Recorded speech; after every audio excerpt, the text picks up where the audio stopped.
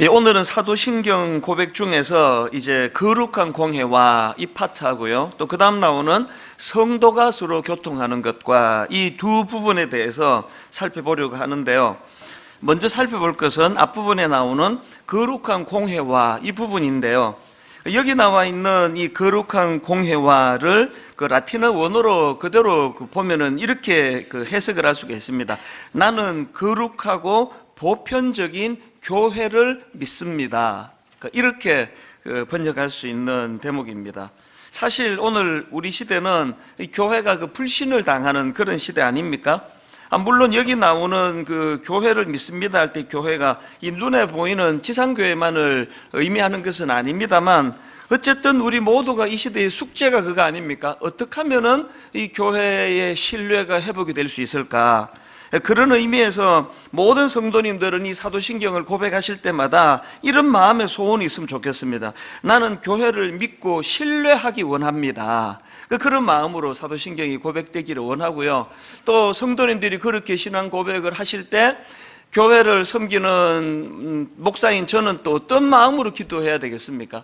하나님, 정말 성도님들이 교회를 불신하지 않도록, 또 성도님들이 온전히 교회를 믿고 또 신뢰할 수 있도록 그렇게 투명하게 목회하는 목회자가 되기 원합니다. 이것이 또 이 고백 안에 담겨 있는 숙제라고 저는 생각을 합니다. 모든 예수 믿는 사람이라면 다 그런 마음의 소원이 있을 것입니다. 정말 내가 교회를 믿고 신뢰하고 싶다.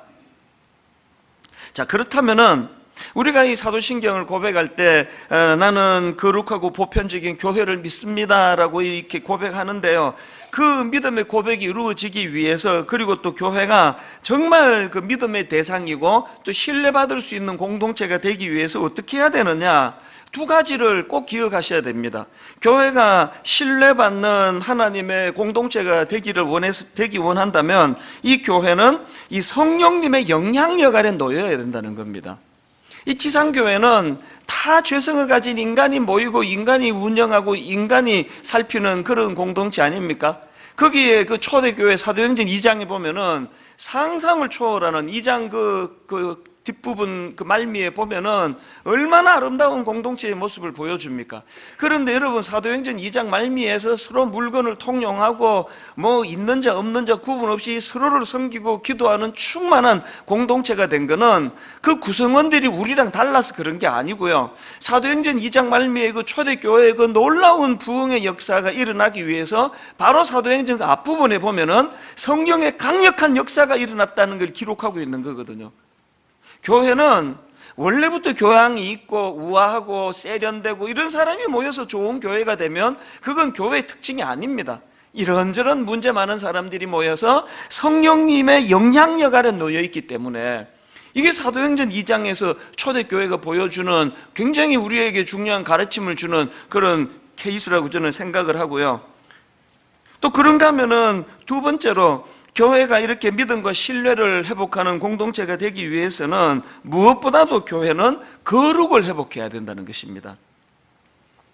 이 사도신경을 라틴어 원문으로 보다가 아주 흥미로운 포인트를 하나 발견했는데요, 지난주 살펴본 성령을 믿사오며, 그리고 그 다음 오늘 살펴볼 거룩한 공회와, 그리고 그 다음 나오는 성도가 서로 교통하는 것과 이 세 가지를 보니까요, 이 세 개를 이렇게 관통해주는, 이것을 묶어주는 한 표현, 한 단어가 있는데 그게 거룩입니다. 먼저 성령을 믿사오며 할 때 라틴어 원문으로 보면은 성령님을 거룩한 영이라고 그렇게 표현을 하고 있고요. 그 다음에 이것이 이제 쭉 어떻게 연결이 되느냐, 자, 라틴어 원문에 각각 이것을 직역하면 이렇습니다. 거룩한 영, 성령을 믿습니다. 그 다음에 거룩하고 보편적인 교회를 믿습니다. 그리고 그 다음에 거룩한 자의 교제를 믿습니다. 성령님과 교회와 그리고 또 성도들 간에 일어나는 교제를 관통하는 공통점은 거룩이에요, 거룩. 이게 뭘 의미하는 건지 아시겠죠? 교회 공동체는요, 거룩하신 성령님께서 개입하시는 공동체이기 때문에 그 교회가 병들었나 병들지 않았나를 점검하는 많은 잣대 중에, 강력한 잣대 중에 하나가 이 교회가 거룩한 교회인가? 성도도 마찬가지고요. 자, 그러면 뭐 몇 번 말씀드렸지만 여기서 말하는 거룩이 뭐냐? 도덕적으로 윤리적으로 깨끗하고 거룩하다는 건 열매고요. 그 결과물이고, 여기서 말하는 거룩의 근본적인 의미는, 근본적인 뜻은 무엇과 다르다라는 뜻이에요. 무엇과 다르다, 이게 거룩입니다. 그럼 여기 나오는 무엇이 어떤 단어, 뭘 것 같습니까? 무엇이? 여기 나오는 무엇은 세상이죠. 세상.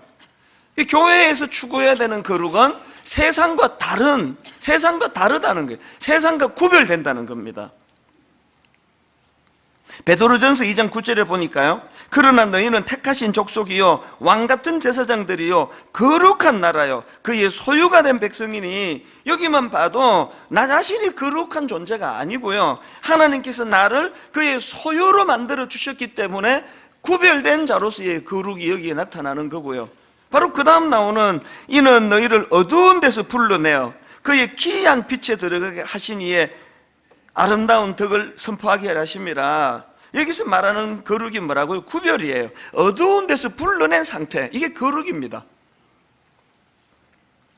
그래서 신명기 18장 9절에 보니까 내 하나님 여호와께서 내게 주시는 땅에 들어가거든 너는 그 민족들의 가증한 행위를 본받지 말 것이니, 또 마태복음 6장 7절 8절, 또 기도할 때에 이방인과 같이 중언부언하지 말라. 그들은 말을 많이 하여야 들으실 줄 생각하느니라. 그러므로 그들을 본받지 말라. 여기 보면은 기도라는 행위를 포함한 영적인 행위는 물론이고, 도덕적인 것, 또 윤리적인 모든 걸 다 포함해서 교회가 추구하는 거룩은 세상과의 다름이에요. 세상과의 차별성이에요.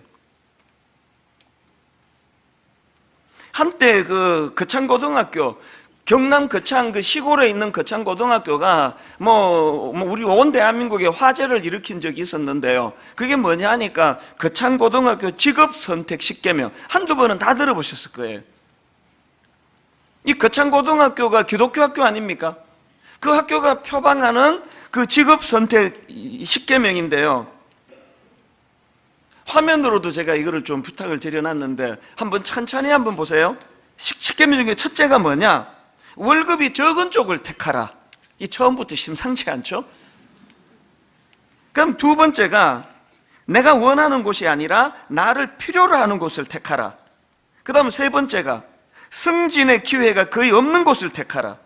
네 번째가 모든 조건이 갖추어진 곳을 피하고 처음부터 시작해야 하는 황무지를 택하라. 다섯 번째, 앞을 다투어 모여드는 곳을 절대 가지 마라. 아무도 가지 않는 곳을 가라. 여섯 번째가 장래성이 없다고 생각되는 곳으로 가라. 일곱 번째가 사회적 존경을 바랄 수 없는 곳으로 가라. 그만 읽을까요? 너무 그 현실성 없는 좀 황당한 얘기를 하고 있나 이런 생각을 하시는 분이 계실 텐데요. 조금만 참으면 다 끝나갑니다.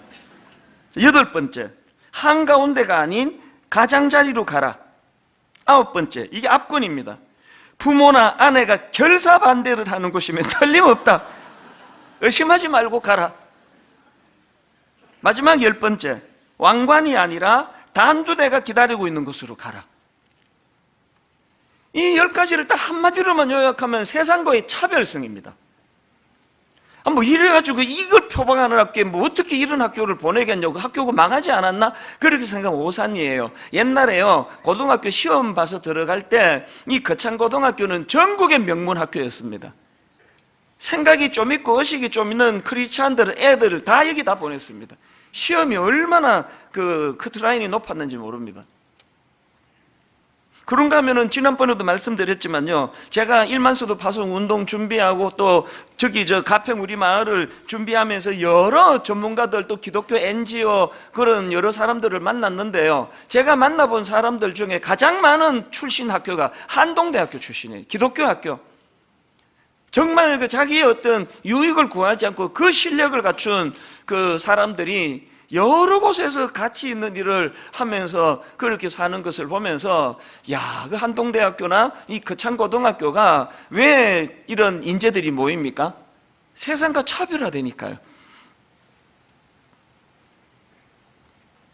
저는 사실 이 교회론을 다루는 오늘의 이 사도신경 본문을 쭉 살펴보다가 제가 그 개척하고 바로 쓴 책이 하나 있는데요. 세상에 없는 것이라는 책입니다. 이 책을 쓰고 한동안 내가 절필을 했습니다. 오랜 기간 다시 책 쓰지 않았는데요. 왜 안 썼을까요?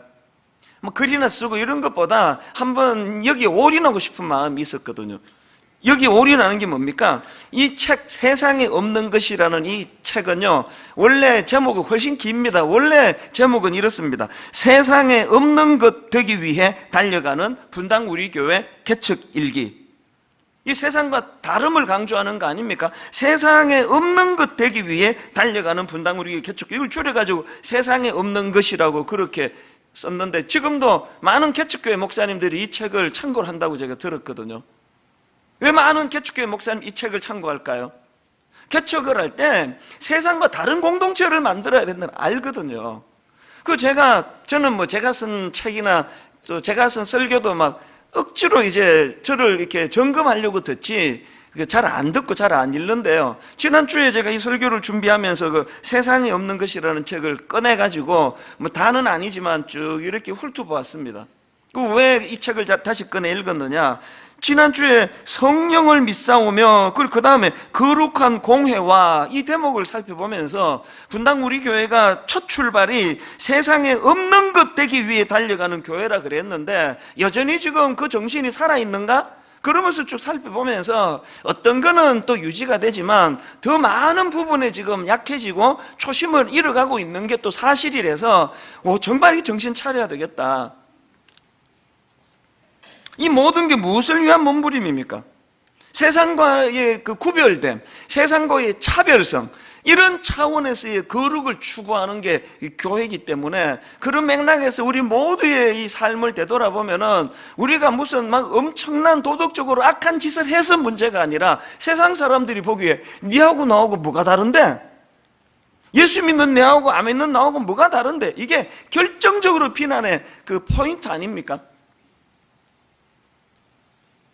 그래서 우리는 항상 이 교회가 은혜를 향해 나가기 위해서는 성령님이 이 교회를 다스리셔야 되고요. 그런가 하면은 그 거룩하신 성령님이 다스린다 할 때 반드시 나타나는 열매가 거룩이라는 거, 그리고 그 거룩은 세상 사람들과의 차별성이라는 거, 이거를 잘 인식해야 된다는 겁니다. 이게 교회의 거룩성이고요. 그런가 하면 또 한 가지 더 살펴볼 게 있습니다.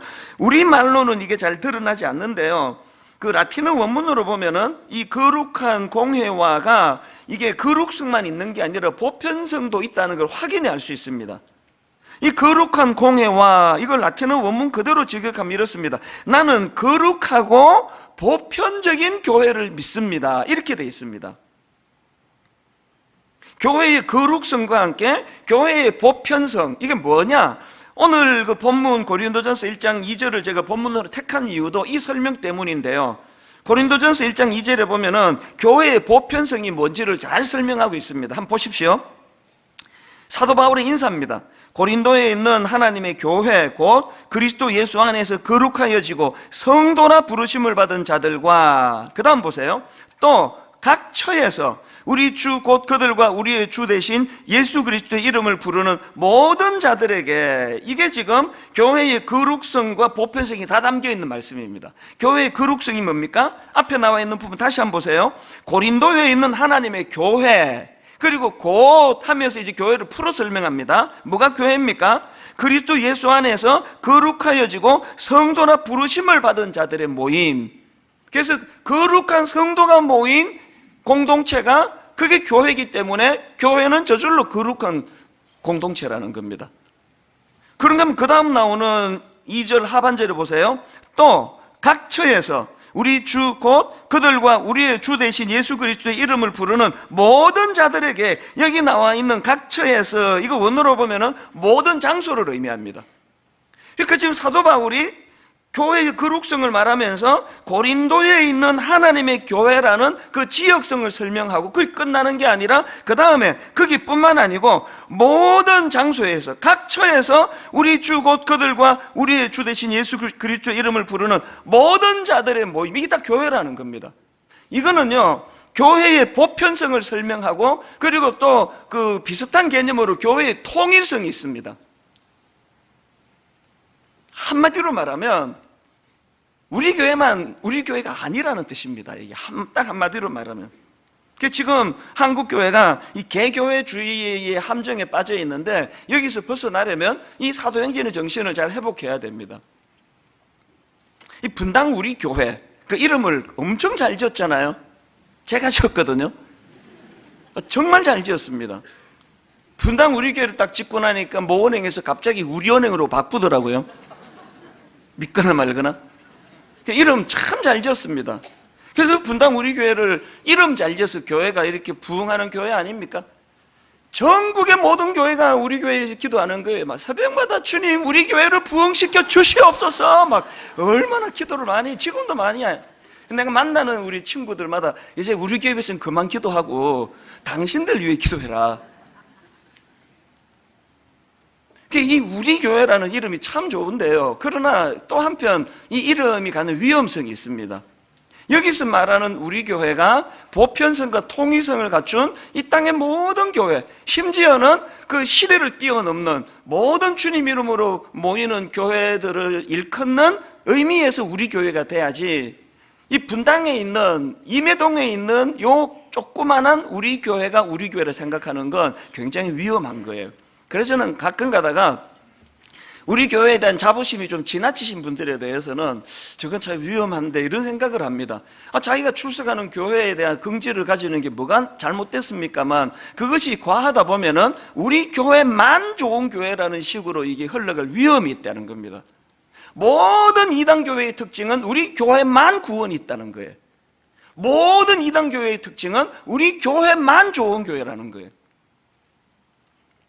여러분 의도적으로라도 의식적으로라도 우리 교회라는 요 울타리에 갇힌 분당 우리 교회가 아니라 보편성과 통일성을 갖춘 많은 이 지역 교회들을 돌아보는, 그래서 제가 전에도 한번 말씀을 드렸잖아요. 개척 초기에 뭐 우리 교회도 그때 뭐 초창기인데 또 이제 뭐 누구의 사정은 누가 알아준다고요. 이제 교회가 힘드니까 모든 교회가 다 힘들어 보이니까 그랬겠죠. 차 몰고 가거나 버스 타고 갈 때 눈에 보이는 교회들마다 다 축복하며 기도해 준 적이 있거든요.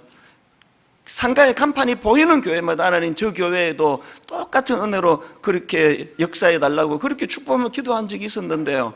요즘은 이제 배가 좀 불러져 가지고 그렇게 기도 안 한 지가 꽤 됐습니다. 그 버스 타고 가시거나 할 때 한번 해보세요. 되게 시간도 잘 가고 좋습니다. 또 교회가 어떤 데 있나 이렇게 관찰하는 재미도 또 좋고요. 이런 차원에서 저는 참 오늘 가슴이 설레이는 게요, 하나님께서 어떻게 이 본문하고 또 이 성탄절을 이렇게 절묘하게 엮어주시는지 오늘 여기서 배우시고 마당에서 실습하는 시간이에요. 이게 무슨 말인가 하면은요, 마당에 가면 이제 크리스마스 섬김 축제 큰 그건 또 뒷부분에 설명할 거고요. 그 크리스마스 섬김 축제가 뭐냐 하면은 이제 오는 토요일 날 이제 다 패킹을 할 겁니다. 미자립 교회, 특히 그 농어촌 교회는요, 이게 다 고령화가 돼가지고 그 주일학교 애들이 막 지금 막 씨가 말랐잖아요. 그래서 뭐 한 교회에 뭐 3명도 있고 4명도 있고 그 애들이 얼마나 썰렁하겠냐고요. 그 작년부터 이제 우리가 시작한 게 그 미자립 교회, 특히 농어촌 교회에 주일학교 아이들에게 그 성탄절 선물 보내기, 이 과자 박스를요, 큰 과자 상자에다가 애들이 좋아하는 과자를 다 담아가지고 지난 해에는 160개 교회에 약 2,000여 개의 선물 박스를 보냈습니다. 전국에 있는 농어촌 교회, 미자립 교회로 한 2,000 박스를 저희가 보냈는데요. 그 중에서 제가 참 마음이 훈훈했던 어떤 그 목사님의 글을 누가 보내준 걸 봤습니다. 이분이 그 페이스북에다가 어떤 간증의 글을 올렸냐면 이제 뒷부분의 부분이 감동이 됐는데 이해를 위해서 앞부분도 읽어드릴게요. 얼마 전에 분당 우리 교회 전도사님께서 영아부터 고등학생까지 몇 명이 모이느냐는 전화가 왔다. 이리저리 카운트를 해보니 제적이 13명이나 된다. 그래서 13명이라고 하니 성탄 선물 과자 박스 13개가 택배로 왔다. 서너 박스만 보내주셔도 감사할 텐데 애써 13박스를 챙겨 보내준 그 마음이 참 고맙다. 그리고 그 다음에 내용이 이겁니다. 우리도 이웃에게 뭘 좀 나눌 것이 없을까 고민하다가 마침 생각나는 작은 교회가 있어 13박스 중에서 7박스는 다시 다른 곳으로 보내기로 했다. 남아서가 아니라 나누는 것이 더 큰 기쁨이고 복이기에, 그리고 점점점하고 결론이래요. 그게 성탄을 기념하기에 더 적절하지 않겠는가. 어느 담임 목사가 애들 13명인데 이 박스 하나씩 건네줘가지고 기쁨을 주고 싶지 않은 목사가 어디 있겠냐고요. 그런데 13명 나오는 교회에 그 박스 절반 6개, 7개를 뚝 떼가지고 또 다른 어떤 이 박스가 필요한, 선물이 필요한 곳으로 보내주시고는 이게 성탄을 기념하기에 더 적절하지 않겠는가? 이 목사님은 교회의 보편성과 통일성을 정확하게 아시는 분이거든요. 제가 여러 번 강조해 드리지만 오늘 이 본문을, 사도신경을 고백할 때마다 기억하시라고 다시 말씀드리는데요. 여러분 뭐 수요 예배나 새벽 기도나 이런 데는 굳이 막 1시간씩 걸리는 분당 우리 교회로 오지 마세요. 안 오셔도 됩니다. 가까운 교회로 가세요. 단 작은 교회로 가세요. 여러분이 예배를 통해서 얻어내는 게, 이게 예배가 되면 곤란합니다. 예배는 서비스에 드리는 거예요. 하나님께 드리는 건데요. 여러분 어느 수요 예배에 어떤 작은 교회에 들어가 한 영혼이 목이 마르도록 기다리는 어떤 분에게, 그 설교자에게, 그 담임 목사에게 여러분의 그 출연이 그분에게 기쁨이 된다면 이게 예배 아닙니까 이게? 그리고 추석이나 설날 같은 때 우리 교회로 오지 말라고 제가 계속 강조하는 이유도 그거예요. 옛날에 그 강조를 잘못 듣고는요, 예배는 본교회에서 들어야 된다 이래가지고 막 그냥 막 딱 주일 새벽에 막 차 몰고 막 헐레벌떡 본교회로 오시는 분들이 계시는데, 그거는요 뭐 내 교회를 막 이 교회 저 교회 다니지 말고 그 내 교회를 지켜야 된다는 그런 의미이지, 이게 그 교회의 보편성이나 통일성을 무시하라는 게 아닙니다. 여러분 기왕에 그렇게 시골교회 가셨으면 뭐하러 그렇게 부랴부랴 올라오세요? 그 교회에서 반드시 예배 드리셔야 돼요. 그리고 그 교회에 예배만 드리면 안 되고 막 이 교회에 낼 헌금 한 달치를 거기다 다 내고 오세요. 왜? 하나님께서 너 그 딴 교회 낸 거는 그 카운트에 안 들어가는 거 알지? 이런 거 아닙니다. 교회의 보편성, 교회의 통일성, 모든 주님의 이름을 부르는 사람들의 모인 곳이 다 교회거든요. 한때는요 추석과 설날에는 우리 교회가 아예 예배를 문을 닫으려고 생각도 했습니다. 아예 여기서 예배를 안 드리면은 작은 교회로 가시겠지 그랬는데, 많은 분이 충고하기를 그러면 그 옆에 있는 대형 교회로 갈 거라고. 신앙은요 거기 가서 내가 뭐 무슨 은혜를 받지, 얻을 게 뭐지, 이런 것으로 시작해서 주신 은혜를 나누는 데 있거든요. 이번에 여러분 제가 오늘 그런 의미에서 이제 제가 오늘 1일 판매원이 되기로 하는데요, 두 가지 물품을 제가 팔려고 합니다. 작년에도 했는데요, 이 배지를 판매하려고 합니다. 이 크리스마스 배지가 막 얼마나 잘 만들어졌는지, 이거는 또 작년 디자인하고 다른 새로운 디자인인데 뭐 사진은 좀 촌스럽네. 근데 진짜 보면 예뻐요. 그래서 이제 이 4개 해서 10,000원에 모시겠습니다. 이거를 10,000원에 구입해 주시면요, 이 수익금을 가지고 아까 2,000박스 우리 농구촌 교회, 미자리 교회 아이들 선물이 이 교회 돈 뚝 떼서 하면 성의가 없잖아요. 여러분이 이거 빠찌 하나 팔아주는 이걸로 한번 상상을 해보세요. 그 어린 시골의 아이가 교회에서 엄마 이 선물을 주더라고 그 큰 박스를 들고 기뻐 뛰어가는 그 모습을 한번 상상을 해보세요. 그리고 또 이제 지난주에 우리가 그 요한복음 필사 노트 막 삽시간에 그게 다 동이 나서 이번에 좀 많이 주문했습니다. 이 수익금도 여러분들이 성경을 필사하는 영적인 은혜를 누려서도 좋지만요, 이 수익금도 마찬가지로 우리 농어촌 교회 아이들 크리스마스 선물 만드는 데 이 비용이 다 들어갈 겁니다. 왜 이렇게 할까요? 이게 교회거든요. 내 한 교회 그렇게 잘 지내고 잘 먹고 잘 사는 게 하나님의 뜻이 아닙니다. 이게 이 사도행전의 거룩한 공회와 이 말씀 속에 담겨 있는 의미라는 것입니다. 그런가 하면은 이제 그 다음에 두 번째로 살펴볼게요. 바로 그 다음 나오는 성도가 서로 교통하는 것과 이 부분인데요, 이걸 라틴어 그대로 직역을 하면 이렇습니다. 나는 거룩한 자의 교제를 믿습니다. 이 거룩한 자의 교제를 믿습니다. 그 상담가 폴 트루니에가 이런 말을 했습니다. 세상에서 절대 혼자 할 수 없는 것이 두 가지가 있다. 첫째는 결혼이고 둘째는 신앙생활이다.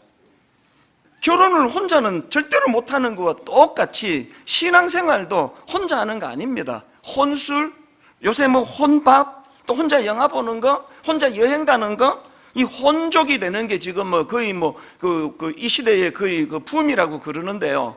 다 혼자 하실 수 있는데 신앙생활은 혼자 하시는 거 아닙니다. 그게 성경의 원리거든요. 그 신앙생활에서 혼자 할 수 있는 게 신앙이 아니라면 이런 말도 있지 않습니까?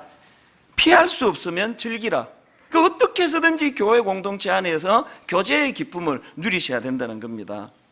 그래서 여러분, 이 성도 간의 이 교제의 즐거움을 꼭 회복해야 되는데, 이 교제의 즐거움을 회복하기 위해서 두 가지 그 조건이 있음을 기억하셔야 됩니다. 첫 번째가 뭐냐?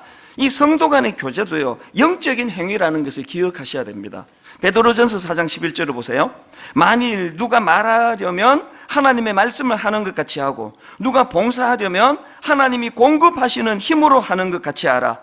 여러분, 그냥 대화할 때 내키는 대로 그냥 생각나는 대로 그냥 떠들어대고 상대방에게 상처가 될지 안 될지 고려 없이 툭툭 던지는 거, 그거는 아주 나쁜 짓이에요. 왜? 이게 영적인 행위이기 때문에 그렇습니다.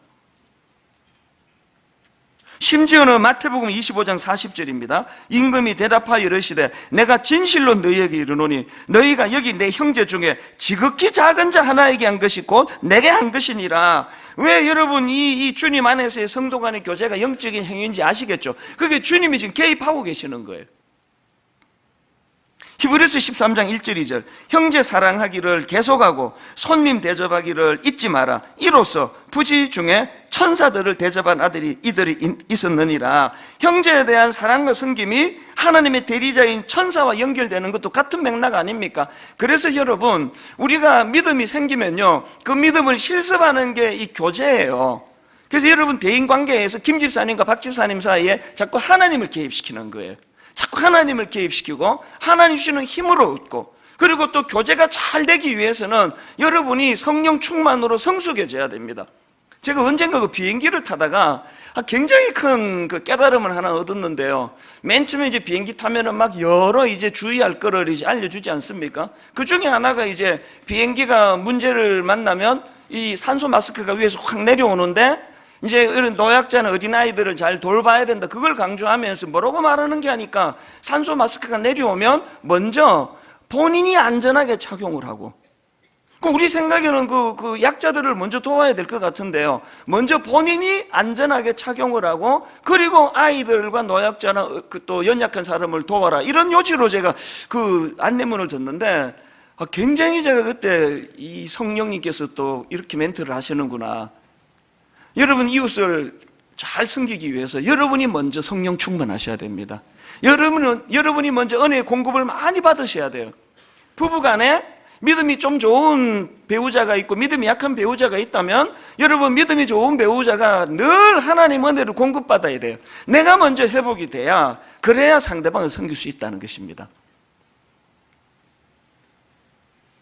창세기에 보면은 아담이 범죄하고 나니까 그렇게 내 뼈 중에 뼈요 살 중에 살이라고 기뻐했던 그 여자가 비난의 대상이 되잖아요. 이 여자 때문에 내가 이렇게 됐다고.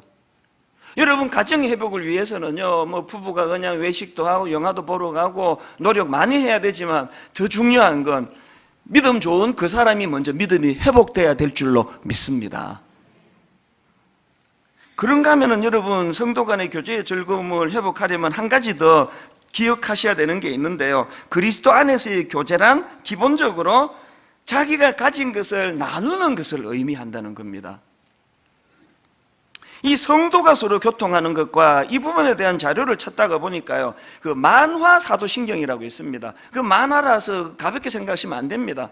그 굉장히 중요한 엑기스들만 그렇게 묶어서 참 잘 만든 만화책인데요, 거기에 보니까 이 성도가 서로 교통하는 것과에 대하여 이런 설명을 해놓았더라고요. 자, 들어보세요. 여기서 교제란 나눔을 의미합니다. 성도의 교제는 곧 하나님을 아는 지식을 나누는 것이며 하나님께 받은 은혜와 사랑을 나누는 것입니다. 성도의 교제는 은사의 나눔을 포함합니다. 성도의 교제는 물질적 나눔까지 포함합니다.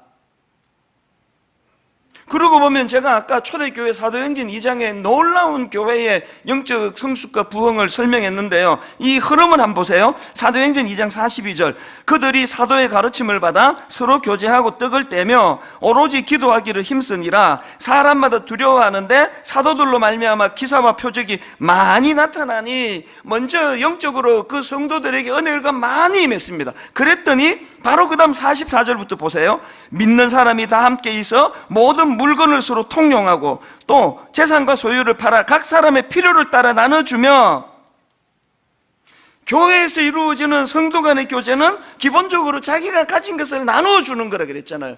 은혜 받으면 그 은혜를 나누어주는 거고, 물질로 여유가 있으면 물질을 가지고 그들을 섬기는 것이고, 이런 의미에서 오늘 저는 또 마당에서, 아까 너무 이제 성격이 급해가지고 아까 설명하려다가 주춤한 내용인데요, 마당에서 정말 좋은 잔치가 벌어집니다. 크리스마스 추리가, 우리 이번에 그 청년, 고마운 그 청년들이 추리를 잘 만들었는데요, 그 크리스마스 추리에 보면은 이런 사랑의 열매가 주렁주렁 달려 있을 거예요. 엄청 많이 달려 있습니다. 이게 뭐냐 하니까 몇 주 전에 말씀드렸잖아요. 그동안 매 성탄절마다 우리가 이제 그 헌금한 거 가지고 그 외부 기관에다가 이 헌금을 다 이제 그 기증을 했는데요, 올해는 이제 우리 교회 안에 있는 정말 위로가 필요한 분들을 주님의 이름으로 위로를 좀 하자고, 그래서 올 한 해 참 이런저런 아픔을 통해 위로가 필요한 분들 사연을 접수를 받겠다 그랬더니 지난 한 주 동안에 막 쇄도해서 들어왔습니다. 그 중에 뭐 사연이 뭐 예를 들면 이런 겁니다. 이런 사연이 들어왔습니다. 이름은 안 밝힙니다. 누군지. 모 성도는 최근 아내가 큰 사고를 당했습니다. 어린 두 딸이 있는데 엄마를 많이 찾고 있습니다. 이 아이들에게 겨울용 파카로 엄마 품을 대신할 수는 없겠지만 작은 온기로 위로해 주시면 좋을 것 같습니다. 그 사연 중에 하나가 그거더라고요. 그런가 하면은 또 주일학교 동료 교사를 위해 가지고 어느 분이 이렇게 사연을 올렸습니다. 땡땡 주일학교 부서에서 봉사하는 모 선생님은 어머님께 신장을 공유하기로 결심하고 이식 수술을 준비하고 있는 청년입니다. 어머님의 마음을 너무나 잘 헤아리고 복음과 믿음으로 가정을 세우려고 합니다. 수술 후 어머님과 영화도 관람하고 식사 나누며 행복한 시간을 보내게 해드리면 좋겠습니다. 그리고는 이분이 제안한 게 뭐냐, 선물, 영화 티켓 2장, 그리고 2인 식사권. 그래서 이제 이식 수술을 하고 그 어머니와 아들이 오손도손 함께 영화 보고 밥 먹을 수 있도록 그렇게 선물을 보내주면 좋겠다. 그래서 요건 내가 찜했다. 이거 제가 할 거예요. 또 그런가 하면은요, 아침에 이제 이거를 이제 그 담당자가 보내줬는데 여기에 보니까 이제 여기에 이 사연이 있거든요. 이런 사연이 있습니다. 모 성도는 굳게 신뢰했던 동업자의 공금 횡령으로 인해 오랜 시간 동안 소송이 진행 중에 많은 어려움을 겪고 있습니다. 오가는 길에 조금이라도 보탬이 되고 위로가 되길 바라며 주유비를 선물해 드리고 싶습니다. 모든 크리스마스 그 열매가 다 이걸로 지금 장식이 되어 있는데요, 이런 사연이 다 왔습니다. 어떤 입시 고3 학생에게는 이런 너무너무 가슴 아픈 일을 지금 겪었는데 그 아이에게 아이패드를 선물하면 좋겠습니다. 이런 여러 가지 선물이요, 무려 325개가 들어왔습니다.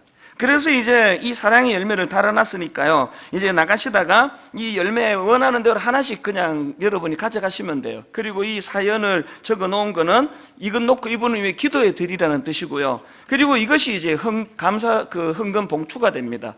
그리고 많은 부담을 안기면 곤란하다 그래서 한 그거당 5만 원이에요. 난 2개를 하겠다, 난 3개를 하겠다. 그렇게 이것들이 다 규합이 되면 이 모든 사연에, 아까 그 여러분 그 아내가 큰 사고를 당한 그 아이들에게 겨울용 파카, 엄마 품을 대신할 수는 없지만 교회가 주님의 사랑으로 이걸 선물해 놓으라고, 그 파카를 입을 그 애를 생각하니까요, 진짜 내 딸, 내 손주처럼 그렇게 마음이 기쁘더라고요. 현장에서 헌금을 하셔도 되고요, 아니면은 그 열매 이거 봉투를 갖고 오셔가지고 다음 주일 헌금하면 하셔도 되고요. 그리고 계좌 번호를 홈페이지에다가 이제 올려드렸 아마 이미 올라갔을 거예요. 거기로 헌금해 주시면 돼요. 한 계좌 하셔도 되고요, 10계좌 하셔도 됩니다. 그렇게 해서 이 325분에게 이 선물이 다 되고, 그리고 여러분의 헌금이 남으면 저희 교회가 지금 하고 있는 그 이삭 죽기 헌금 아시죠?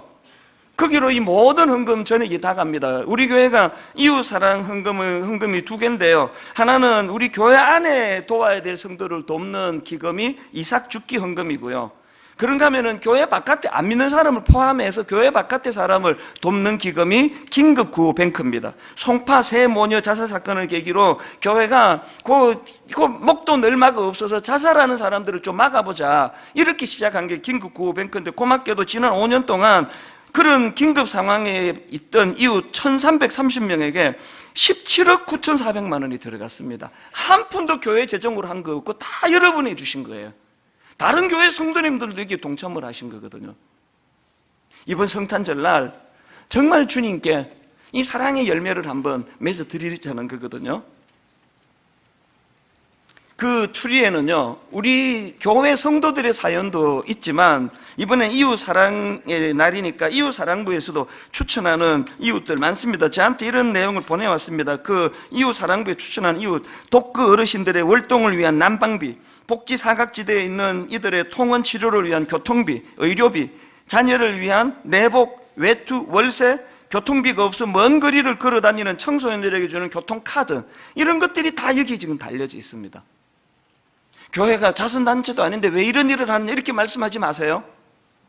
교회는요, 내 교회를 넘어 이 땅에 있는 모든 교회가 다 잘 되기를 주님 앞에 함께 기도하는 공동체고, 또 내 교회를 뛰어넘어 이 시대와 민족을 섬기는 데가 그게 교회인 줄로 믿으시기를 바랍니다. 오늘 저는 말씀의 마무리를 이렇게 하기 원하는데요, 이거 담당하는 교역자가 저한테 메일이 왔는데 너무 마음이 뭉클한 내용이 있었습니다. 이분이 이게 300 몇십 통의 사연을 보면서 내린 결론이 이겁니다. 고통의 무게는 모든 사람들에게 똑같다는 것을 새삼 느낄 수 있었습니다. 젊은이는 젊은이대로, 어른은 어른대로 고단한 인생의 걸음을 걸어가는 수많은 사연을 접했습니다. 그런데 그 다음 이분의 결론: 그런데 소망이 있는 것은 고난의 터널을 통과하는 이분들에게 든든한 응원 부대가 있다는 것입니다. 이게 교회인 줄로 믿으시기를 바랍니다. 오늘 여러분 또 이웃사랑의 주일과 겹쳐서 이제 이웃사랑부에서 만든 영상 이거 보여드리고 오늘 설교를 마무리하려고 하는데요, 내용을 한번 주의 깊게 살펴봐 주시면 좋겠습니다. 같이 보시기 바랍니다.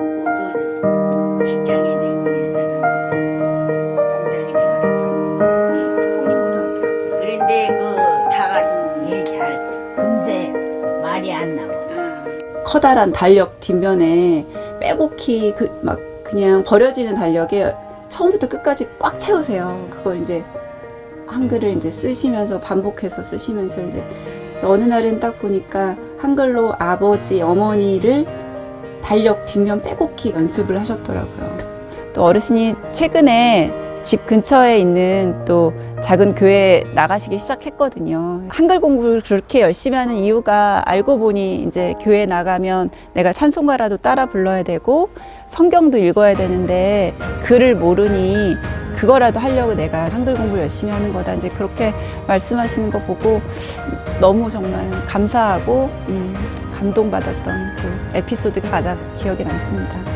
그곳이요, 전화해가지고 내가 아프다 그러면 뭐 죽을 이것저것 사가지고 오신다고. 너무 미안해. 어떨 때 제일 보고 싶으세요? 너무 잘해주니까 뭐라고 말할 수 없어요. 나 같은 사람 뭔 저거라고 그렇게 잘해요. 그러니까 내가 복 있는 사람이지.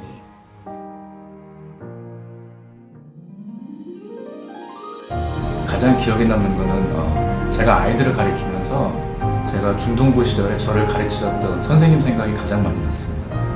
많이 힘드셨을 텐데 저는 되게 말을 안 듣는 학생이었거든요.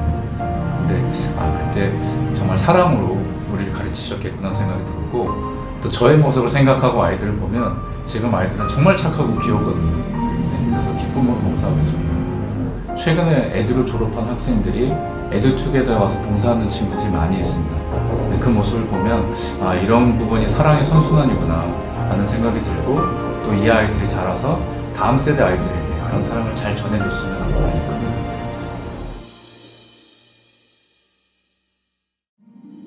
봉사하시는 분들이 다 이구동성으로 말씀하시는 게 나는 정말 이렇게 주러 왔는데 많이 받아간다 이런 말씀 하시잖아요. 정말 그렇더라고요. 저도 이제 제 시간을 드린다고 생각을 하고 왔는데 갈 때마다 너무나 정말 뿌듯하고 감사하고, 제가 정말 일을 드렸다고 하면 10을 받아가는 느낌이 늘 들거든요. 제가 많이 웃는 타입이 아닌데요. 사실은 봉사를 하면서 목요일날 수업을 할 때 가장 많이 웃는 것 같습니다. 그리고 또 아이들을 보면 너무 이렇게 기쁜 마음이 많이 들어요. 그래서 그런 모습을 보면서 제가 비록 봉사를 하러 왔지만 오히려 더 크게 저에게 은혜가 되는 걸 많이 느낍니다.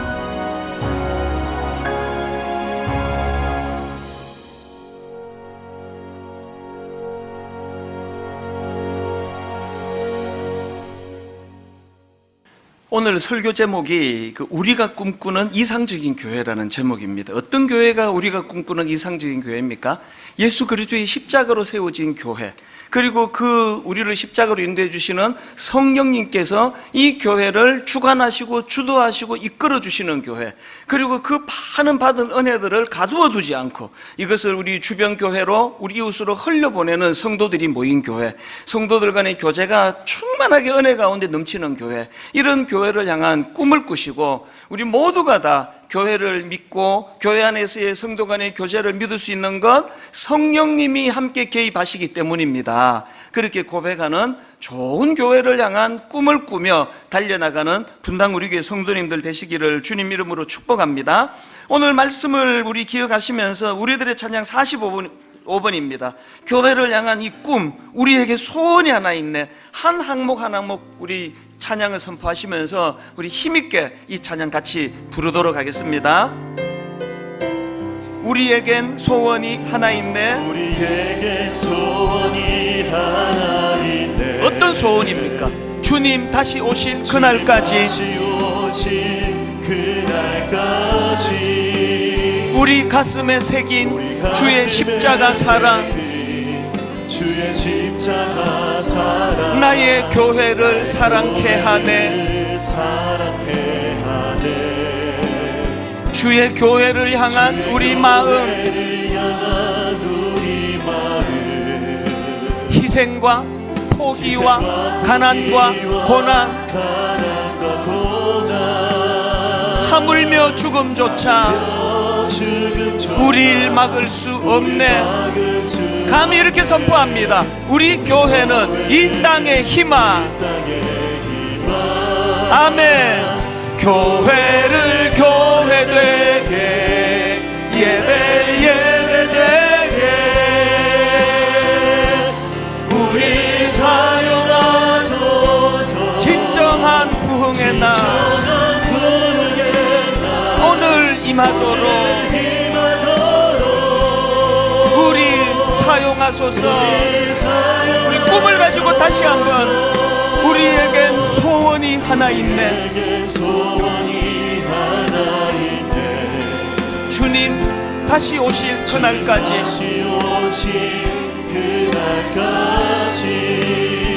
우리 가슴에 새긴 주의 십자가 사랑, 주의 십자가 사랑 나의 교회를 사랑케 하네. 사랑케 하네. 주의 교회를 향한 우리 마음, 여러분 교회를 향한 이 마음을 선포하십시오. 희생과 포기와 가난과 고난, 가난과 고난, 하물며 죽음조차 우리 막을 수 없네. 힘있게 선포하십시오. 우리 교회는 이 땅의 희망. 교회를 교회되게, 예배되게 우리 사용하소서. 진정한 부흥의 날 오늘 임하도록 우리 사용하소서. 이를 가능해 하시는 성령님, 성령 안에 예배하리라.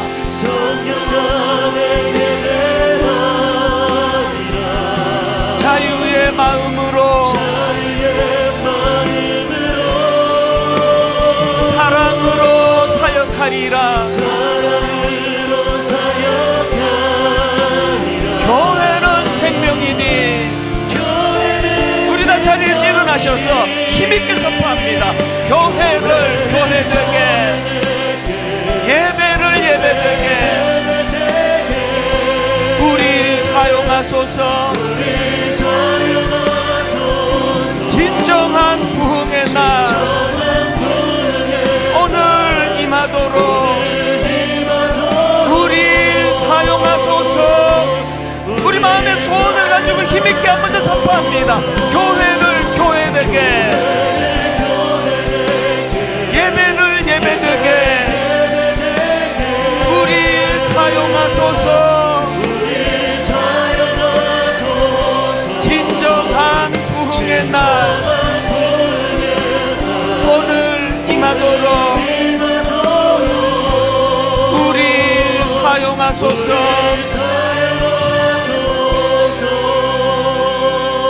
우리 모두가 꾸어야 될 꿈입니다. 교회가 아버지 불신을 당하고 지탄을 받는 거, 이거 절대로 그 내버려 두서는 안 되는 너무나 중요한 사안입니다.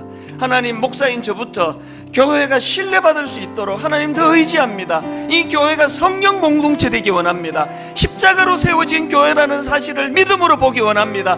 오늘 하나님, 우리 주변의 모든 연약한 지체들을 품고 기도하며, 교제는 내가 받은 은혜를 나누는 거라 그랬는데 아버지, 저를 사용하여 주시옵소서. 우리 통성으로 한 목소리로 같이 기도하시겠습니다. 살아계신 하나님 아버지, 오늘 아버지 하나님 주신 말씀을 가지고 우리 자신을 되돌아보기 원합니다. 하나님, 이 교회는 예수 그리스도의 십자가로 세워진 교회입니다. 하나님, 이 교회는 오늘도 주님께서 가장 사랑하시는 공동체입니다. 하나님, 이 교회는 성령께서 주관하시는 공동체가 되기를 원합니다. 성령님이 교회를 이끌어 나가시는 줄 믿습니다. 우리의 이기적인 생각들을 다 내려놓고 하나님 아버지, 성도 간의 교제는 내가 받은 그 은혜, 내가 받은 물질, 내가 받은 그 무엇을 흘려보내는 것이라고 주님 말씀해 주신다면, 오늘 이 교회는 그 아름다운 성도 간의 교제가 일어나도록 은혜 내려 주시옵소서. 하나님 아버지, 사랑해 주시는 마음, 그리고 하나님 아버지, 이 자리 교회, 농어촌 교회에 그 아이들에게 선물을 보내는 이 일과 하나님 요한복음을 실사하는 이 일과 모든 영성간의 이신의 세상과의 차별화된 성탄절 맞이가 되게 하여 주시옵소서. 아버지, 교회가 세워질 수 있는 역사하여 주시옵소서.